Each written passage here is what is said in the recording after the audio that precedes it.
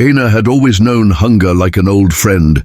It visited her every night and stayed till morning. She lived in a tiny, crumbling room on the edge of the city with her younger brother, Rayan, who was only 7 years old. If you believe in kindness, second chances, and the power of small moments to change lives, please like, comment, share, and subscribe to Kindness True Stories. Also, tell us in the comments where in the world are you watching from. Their mother had passed away 2 years ago, and their father had disappeared long before that, leaving Aina, just 16, to carry the weight of the world on her fragile shoulders. Every day she woke before sunrise, walked miles to the market, and sold handmade cloth bags for a few coins. Some days she earned enough to buy bread. Other days she earned nothing at all. But no matter how little she had, she never complained. She believed deeply that God watches those who remain good, even in the darkest of times. One cold Tuesday morning, Aina had counted her last savings, just 3 coins. These coins were supposed to buy Rayan his only meal for the day. She wrapped them tightly in her small fist, pulled her thin scarf around her shoulders, and walked toward the market with heavy steps. The streets were busy, noisy, and indifferent, as cities often are to those who are suffering. Near the entrance of the market, Aina noticed an old man sitting on the dirty ground.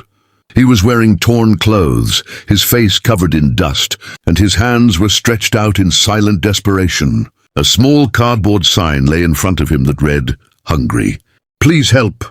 People rushed past him without a second glance. Some even stepped over his sign without looking down. Aina stopped.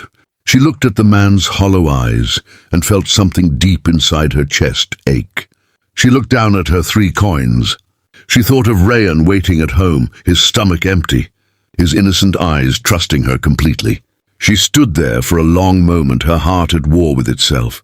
Then slowly, quietly, she opened her hand and placed all 3 coins into the old man's palm.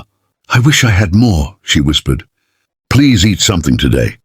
The old man looked up at her with eyes that seemed to hold the entire ocean in them, deep and full of something she could not name.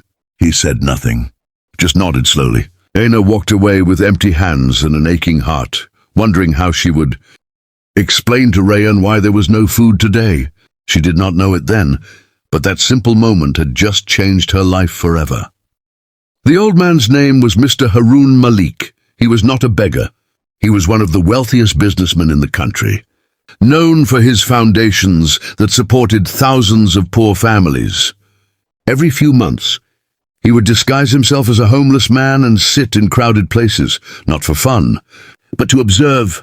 He wanted to understand the real nature of people. In all his years of this quiet experiment, he had seen people walk past without hesitation. He had been mocked, ignored, and once even asked to move away so he wouldn't ruin the view of a shop. But today, a young girl with nothing in her hands had given him everything she had. He sat for a while after she left, holding those 3 small coins, his eyes glistening with something rare for a man of his experience. Genuine emotion. He asked a nearby shopkeeper about the girl. Within hours, his team had quietly gathered information. 3 days later, there was a gentle knock on Aina's door. She opened it to find a well-dressed woman holding an envelope and smiling warmly. Inside the envelope was a letter from Mr. Harun Malik's charitable foundation, along with a document offering Aina full financial support for her education, monthly groceries for her family, and a proper house in a safer neighborhood. Aina read the letter 3 times, thinking it was a mistake. It was not a mistake. At the bottom of the letter, handwritten in ink, were these words: "You gave your last coins to a stranger. The world needs more hearts like yours. This is not charity. This is the universe returning what you gave." Aina pressed the letter to her chest and wept, not from sadness, but from the kind of relief that comes when you have carried a burden for so long that you forget what lightness feels like. Rayan ran to her, confused by her tears, and she pulled him close and laughed through her crying. She kept repeating one thing softly, like a prayer: always be kind, even when it costs you everything.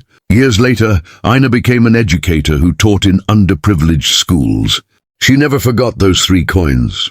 She kept them in a small glass box on her desk, as a reminder that kindness is never wasted. It always finds its way back, sometimes bigger, sometimes quieter, but always in time. If this story touched your heart, please show your love by liking, sharing, and subscribing to our channel Kindness True Stories. Your support helps us bring more heart-touching stories like this one to the world. Turn on the bell icon so you never miss a story that might just change the way you see life.